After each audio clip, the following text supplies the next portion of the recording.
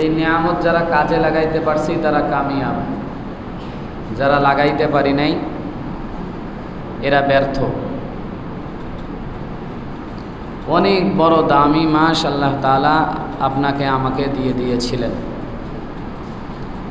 তো রমজানের আর যে কয়টা দিন বাকি থাকে, যে কয়টা রাত্র বাকি থাকে, এই দিন এবং রাত্রকে গনিমত মনে করা, এই দিন এবং রাত্রের প্রত্যেকটা মিনিট প্রত্যেকটা সেকেন্ডকে অত্যন্ত দামি মনে করে বাকি সময়গুলোকে কাজে লাগানো। আল্লাহ তাআলা রমজানকে আমাদের জন্য দিয়েছিলেন মাগফিরাতের জন্য, গুনাহ মাফের জন্য। একজন বান্দার সবচেয়ে বড় সফলতা হলো সে তার গুনাহ মাফ করে নিতে পারে আল্লাহ তাআলার কাছ থেকে। জীবনের গুনাহ যদি মাফ করাই নিতে পারে তাহলে এ সবচেয়ে বড় ফায়দা অর্জন করতে পারল, সবচেয়ে বড় সফলতা অর্জন করতে পারল যদি কোনো ব্যক্তি বা কোনো বান্দা তার নিজের জীবনের গুনাহ মাফ করে নিতে পারল। ঠিক কিনা? নিজের গুনাহ যদি মাফ না হয় তাহলে যত বড়ই ব্যক্তিত্ব হোক না কেন ওর দাম আল্লাহ তাআলার কাছে নেই। আর যদি একজন সামান্যতম এলাকার মধ্যে গণায় ধরে না কিন্তু সাধারণ মানুষ আল্লাহ তাআলার কাছে বড় দামি, গুনাহ মাফ করাই নিতে পারছে, এই ব্যক্তিটা শুধু দুনিয়ার জমিনে নয় আরশে আজিমে পর্যন্ত আল্লাহ তাআলার কাছে বড় দামি হয়েছে। তাহলে মানুষ দামি হয় কেন?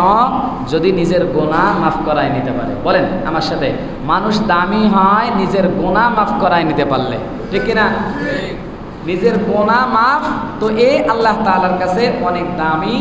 আরশে আজিমের সমস্ত বহনকারী ফেরেশতা সহ, আসমানওয়ালা ফেরেশতা সহ জমিনের অধিবাসীর কাছে সবচেয়ে এই ব্যক্তিটা আল্লাহ তাআলার কাছে দামি, অনেক দামি হয়ে যায়। আর যদি গুনাহ মাফ না হয়ে যায় তাহলে এই ব্যক্তি যেমনিভাবে আল্লাহ তাআলার কাছেও অপছন্দনীয় ব্যক্তি, মানুষের কাছেও সে অপছন্দনীয়ই থেকে যায়। ঠিক কিনা? এজন্য গুনাহ মাফের জন্য চেষ্টা করতে হবে কিনা? আর আল্লাহ তাআলা এই গুনাহ মাফের জন্যই রমজান দিয়েছিলেন। কিসের জন্য ভাই বলেন না কেন? কিসের জন্য? গুনাহ মাফের জন্য। দলিল অসংখ্য দলিল আছে।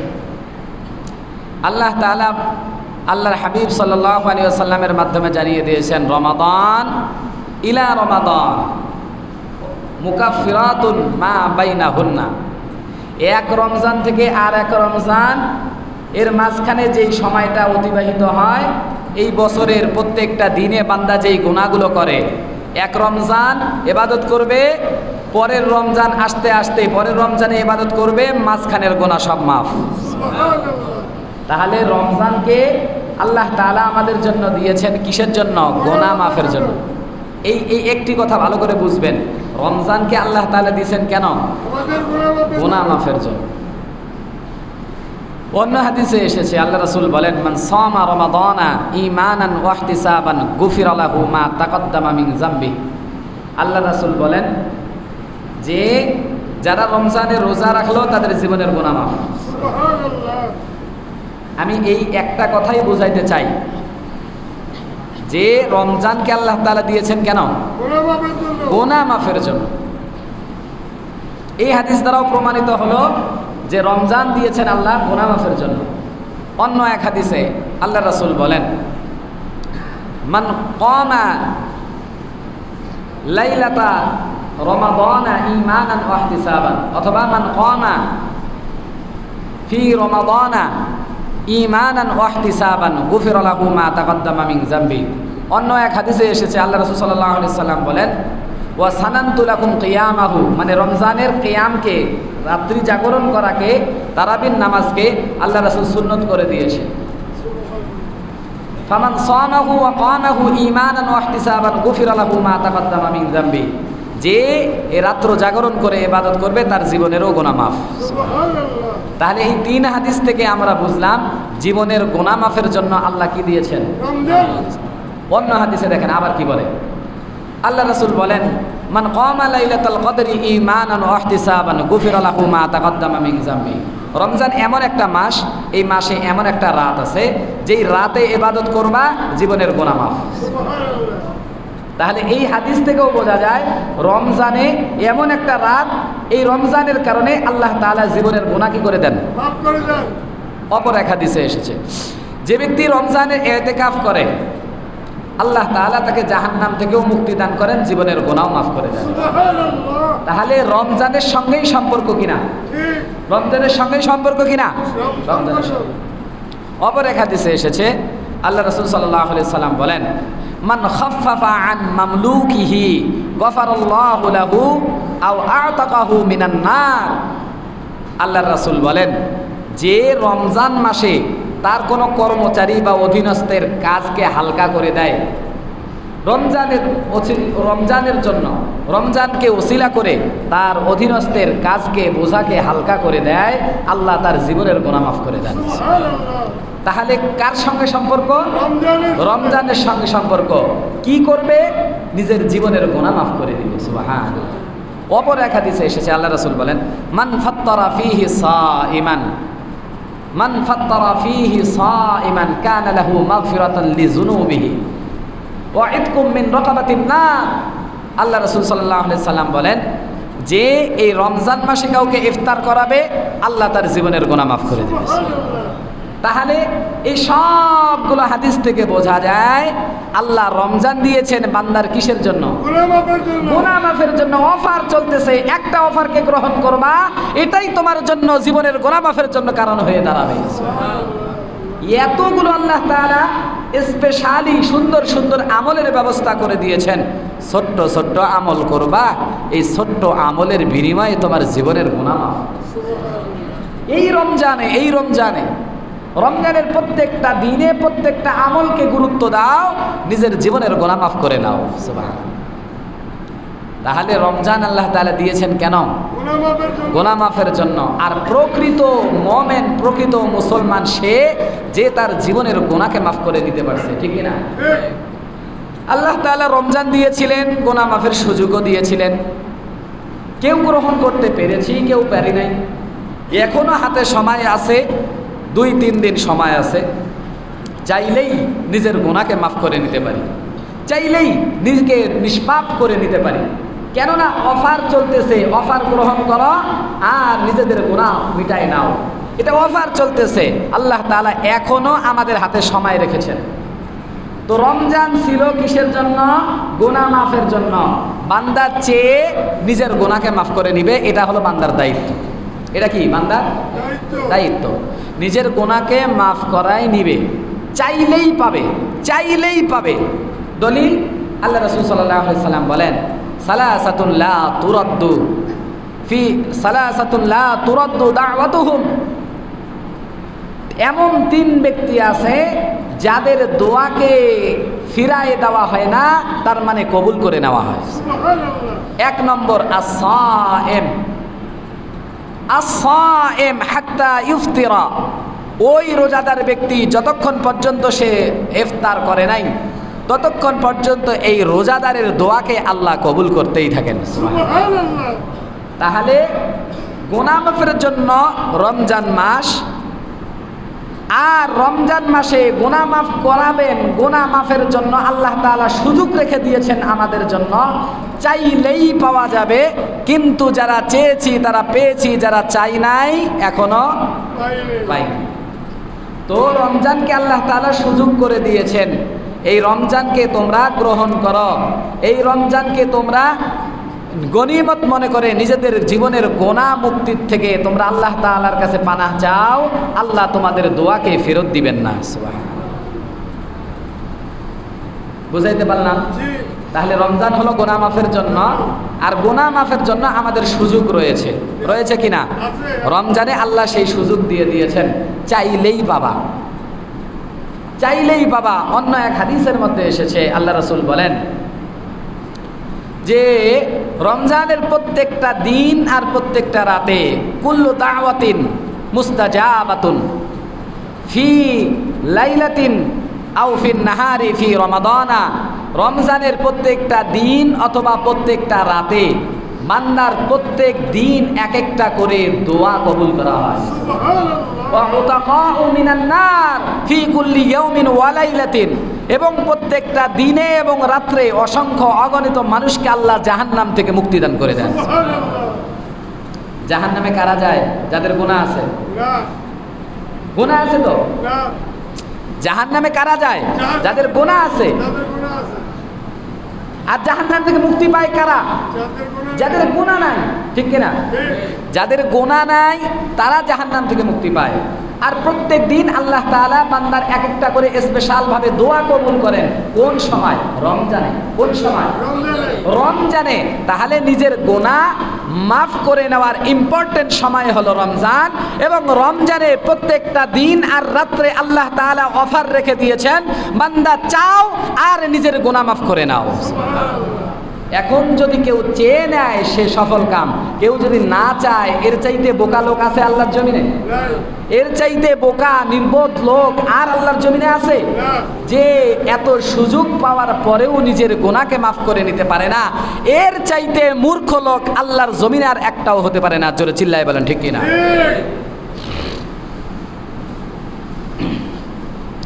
এখন কথা হলো, যারা এত সুযোগ পাওয়ার পরেও নিজেদের গুনাহ মাফ করে নিতে পারবো না, তাদের জন্য বড় ক্ষতি কি?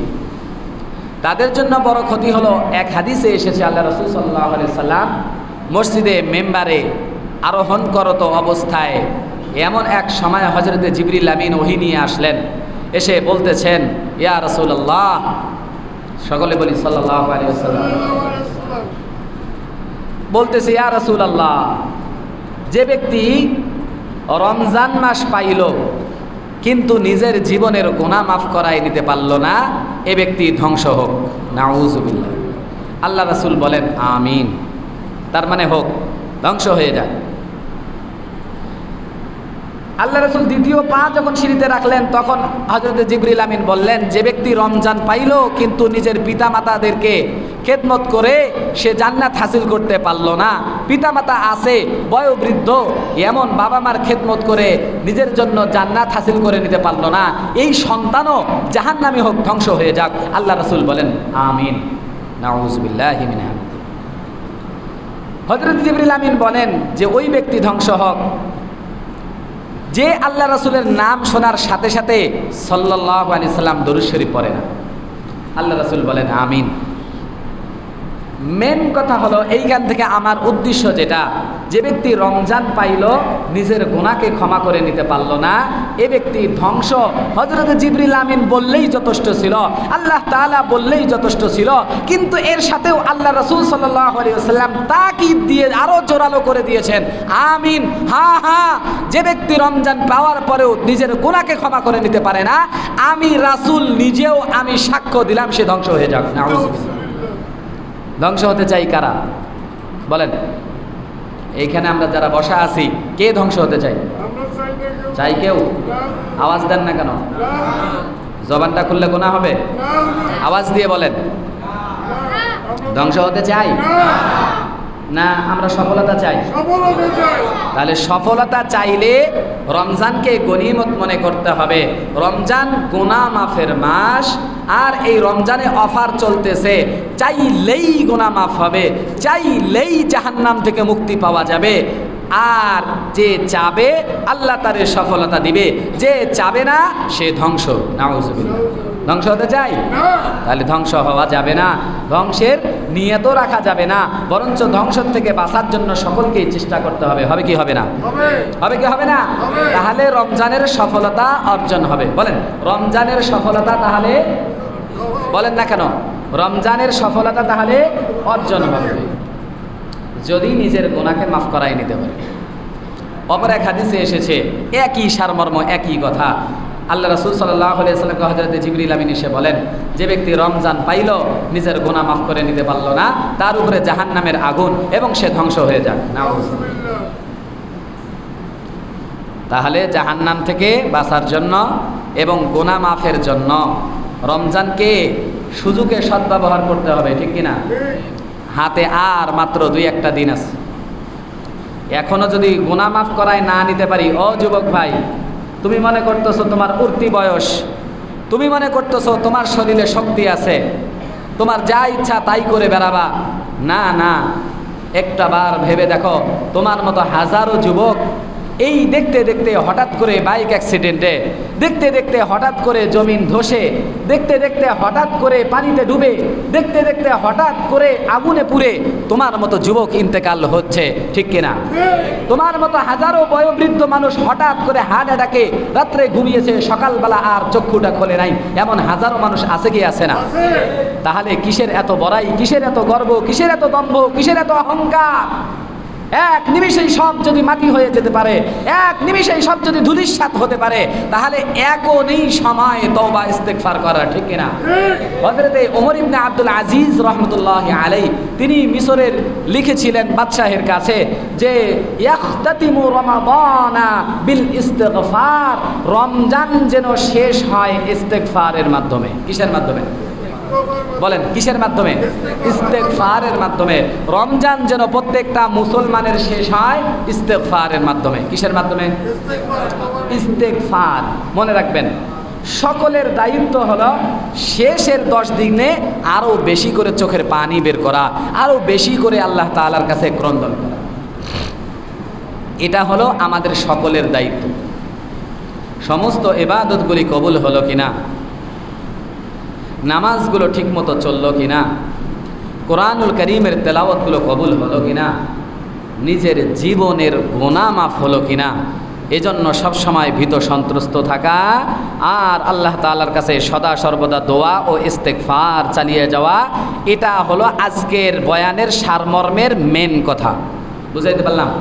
আজকের বয়ানের মেন কথা হলো এটা যে আমরা সকলেই এই রমজানের যে কয়টা মিনিট আমাদের বাকি রয়েছে, প্রত্যেকটা সেকেন্ড আর মিনিটে দোয়া আর ইস্তেগফার চালাবো, দোয়া আর ইস্তেগফার চালাবো। ও ভাই, আপনি আমি কি হযরতে ওমরের মতো বড় সাহাবী, তিনিও এই রমজানের শেষের দিকে এসে এত বেশি পরিমাণে ক্রন্দন করতেন, এত বেশি পরিমাণে ক্রন্দন করতেন, কিতাবের মধ্যে এসেছে তার চক্ষু কালো হয়ে যাইত। আল্লাহু আকবার। চক্ষু কি হয়ে যাইত? কালো হয়ে যাইত। মুসলমান ভাইরা আমার, হযরতে আমিরুল মুমিনিন হযরতে ওমর রাদিয়াল্লাহু তাআলা আনহু ঈদের দিনের আগ থেকে, ঈদের রাতের আগ থেকে আল্লাহ পাক রব্বুল আলামিনের দরবারে বেশি পরিমাণে ক্রন্দন করতেন।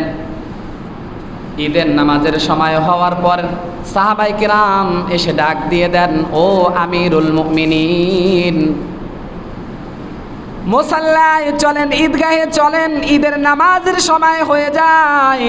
ও আমিরুল মুমিনিন, চলেন ঈদের নামাজ একসঙ্গে পড়তে যাব, ঈদের নামাজ পড়াইতে হবে। আমিরুল মুমিনিন হযরতে ওমর ক্রন্দন করতেছিলেন আর ঘরের থেকে বাহিরে বের হন না। এদিকে সময় অতিবাহিত হয়ে যায়। হযরতে ওমরকে ডাক দেওয়ার পরেও হযরতে ওমর কেমন যেন ফুফায় ফুফায় শুধু ঘরের মধ্যে কান্না করতেছিলেন। সাহাবায়ে কেরাম ডাক দিয়ে বলেন, ও আমিরুল মুমিনিন, আপনি তো এমন এক ব্যক্তি, যেই ব্যক্তি সম্পর্কে আল্লাহ পয়গম্বর জানিয়ে দিয়েছেন, আমার পরবর্তীতে যদি কেউ নবী হইতেন, যদি আমার পরে কোনো নবী আসতো, তাহলে সেই ব্যক্তিটা আর কেউ হতো না, হযরতে ওমর নবী হিসাবে আসতো। বলুন সুবহানাল্লাহ। আপনি তো এমন এক ব্যক্তি, যেই ব্যক্তিকে আল্লাহ তাআলা দুনিয়ায় থাকা অবস্থায় অগ্রিম সুসংবাদ জানিয়ে দিয়েছেন, হযরতে ওমর জান্নাতি। হযরতে ওমর এমন এক ব্যক্তি, যার সম্পর্কে আল্লাহর পয়গম্বর বলেন যে হযরতে ওমরের ইচ্ছা যেই দিকে ঘোরে, আল্লাহ তাআলার মানসাও সেই দিকে ঘোরে। হযরতে ওমর আল্লাহর রাসূলকে যেইগুলি পরামর্শ দিতেন, এই পরামর্শগুলোকে আল্লাহ তাআলা পছন্দ করে নিয়ে 21 জায়গার মধ্যে আল্লাহ তাআলা তার পরামর্শকে কোরআন হিসাবে নাজিল করে দিয়েছে। হযরতে ওমরের গ্রহণযোগ্যতা এত আকাশচুম্বী, হযরতে উমরের এত মর্যাদা থাকার পরেও হযরতে উমর ক্রন্দন করতেছিলেন, আহারে না জানি আল্লাহ তাআলা আমার জীবনের গুনাহ মাফ করলো নাকি, না জানি আল্লাহ তাআলা আমার জীবনের সমস্ত এই রমজানের রোজাগুলোকে কবুল করলো কি করলো না। হযরতে উমর পেরেশান, হযরতে উমর দু চোখ দিয়ে অশ্রু প্রবাহিত হয় আর ফুফিয়ে ফুফিয়ে কান্দে আর বলে, ও আল্লাহর রাসূলের সাহাবারা, আমি হযরতে ওমর রমজানের যেই আমলগুলো করেছি না জানি এই আমলগুলো আল্লাহ তাআলার দরবারে কবুল হয়েছে কিনা আমি জানি না। আমি হযরতে ওমর সারা রমজানুল মুবারক মাসে যেইভাবে চলেছি, হতে পারে আমার দ্বারা কোনো গুনাহ হয়ে যাওয়া স্বাভাবিক ব্যাপার, কিন্তু এই গুনাহ আল্লাহ তাআলা ক্ষমা করেছে কিনা আমার জানা নাই। আমি আল্লাহ তাআলার কাছে কোন মুখ নিয়ে ঈদগাহে যাব বলুন? আল্লাহু আকবার। মুসলমান ইমানদার বান্দা আল্লাহর গোলাম হযরতে ওমরের মতো এত বড় একজন সাহাবা যদি আল্লাহ তাআলার সামনে মুখ দেখাইতে লজ্জাবোধ করে, তাহলে আপনি আমি কোন পর্যায়ে রয়েছি বলুন তো দেখি। আপনার আমার জন্য আরো বেশি করে লজ্জিত হওয়া দরকার কি দরকার না? আরো বেশি পরিমাণে লজ্জিত হওয়া দরকার, আরো বেশি পরিমাণে ক্রন্দন করা দরকার, আরো বেশি পরিমাণে অস্থির হওয়া দরকার, ঠিক কিনা? কিন্তু আপনার আমার মাঝে কোনো প্রতিক্রিয়াই নাই। রমজান এলো আর গেল, কি হলো? যাইতেই পারে, রমজান আসতেই পারে, হুজুররা ওয়াজ করবে, আমি খালি শুনবো, বাড়িতে চলে যাব, আবার জেলাও সেই কদুই থাকবো, এর মধ্যে কোনো পরিবর্তন আসবে না। আসি না এমন লোক? এই মসজিদ থেকে বের হইতে দেরি হবে, যা ওয়াজ সব মসজিদেই শেষ, ওই যে ক্যামেরা বন্দী হচ্ছে এইখানেই শেষ, বাহিরে আর এই আমার সিনার মধ্যে বন্দী হবে না। এই লোকের ওয়াজ দ্বারা কি লাভ হবে? আজকের এই বয়ান থেকে ওই লোকের জন্য কি উপকার হবে আমাকে বলেন? নিজের জীবনকে যদি পরিবর্তন করতে না পারি, তার জন্য এই ওয়াজ কি কল্যাণ বয়ে আনবে? তো সম্মানিত মুসল্লিয়ানে কেরাম, সময়ের স্বল্পতার কারণে আমি আবারও সারমর্মটা বলে দেই। রমজান আল্লাহ তাআলা দিয়েছেন গুনাহ মাফের জন্য, এবং গুনাহ মাফ করাবেন এজন্য সুযোগও আমাদের জন্য দিয়ে দিয়েছেন। একটু চেষ্টা করলেই পাবো, চাইলেই দোয়া ফেরত নেই। সুবহানাল্লাহ, চাইলেই দোয়া ফেরত নেই, আল্লাহ এই সুযোগও দিয়েছেন। আবার যারা পেরেছি তারা তো কামিয়াব, যারা গুনাহ মাফ করাইতে পারি নাই তারা ধ্বংস। তারা কি? কিন্তু এখনো আমাদের হাতে দুই একটা দিন আছে, আছে কি আছে না? তাহলে রমজানটা শেষ করব কিসের মাধ্যমে? ইস্তেগফারের মাধ্যমে, অস্থিরতার মাধ্যমে। আহারে দোয়াগুলো কবুল হলো কিনা, আহারে আমার ইবাদতগুলো কবুল হলো কিনা, নিজের জীবনগুলো মাফ করে নিতে পারলাম, নিজের জীবনের গুনাহগুলো মাফ করে নিতে পারলাম কিনা, এজন্য অস্থিরতা থাকবে, ঠিক কিনা? থাকবে কিনা? আল্লাহ আমাদেরকে বুঝে আমল করার তৌফিক দান করুন। শেষ কথা, দান সদকাগুলো, আমাদের দান সদকাগুলো যথাযথভাবে হচ্ছে কিনা একটু চিন্তা করে দেখা দরকার, একটু চেক করে দেখা দরকার। যাদের উপরে জাকাত ফরজ হয়েছিল তারা জাকাতগুলো ঠিকমতো আদায় করতে পারছে কিনা, যাদের উপরে সদকাতুল ফিতির ওয়াজিব হয়েছিল তারা সদকাতুল ফিতিরগুলো ঠিকমতো দিতে পারছে কিনা, যাদের নফল সদকাগুলো দেওয়া দরকার ছিল রোজাকে ঠিক করার জন্য এবং নিজের যেই ত্রুটি হয়েছে এই ত্রুটির থেকে ক্ষমার জন্য, নিজের জীবনের হায়াত বৃদ্ধির জন্য, নিজের জীবন থেকে বিপদ আপদ থেকে মুক্তির জন্য, নিজেদের বাবা মা আত্মীয় স্বজন ইন্তেকাল করেছেন তাদের মাগফিরাতের জন্য, অথবা আল্লাহর ঘর নির্মাণের জন্য, অথবা মসজিদ মাদ্রাসা থেকে শুরু করে বিধবা অসহায় গরিব অসহায়দের মাঝে সমতা বজায় রাখার জন্য, তাদের সাহায্য সহযোগিতা করার জন্য, মিসকিনদের খাদ্যের বন্ধ ব্যবস্থার জন্য নফল সদাকাগুলো ঠিক মতো আদায় করেছি কি করেছি না, এইগুলো একটু চিন্তা করে দেখা দরকার। ও ভাই, আপনার কাছে যদি 100 টাকা থাকে তাহলে 100 টাকার 2.5 টাকা কিন্তু আল্লাহ তাআলা। আপনার কাছে 40 টাকা থাকলে 40 টাকার 1 টাকা কিন্তু আল্লাহ তাআলা। বুঝাইতে পারলাম? আপনি যদি মনে করেন আমি 5,000 টাকার মালিক হয়ে গেলাম, 5,000 টাকাই আমার, তাহলে কিন্তু এটা ভুল করবেন, এটা ভুল করবেন।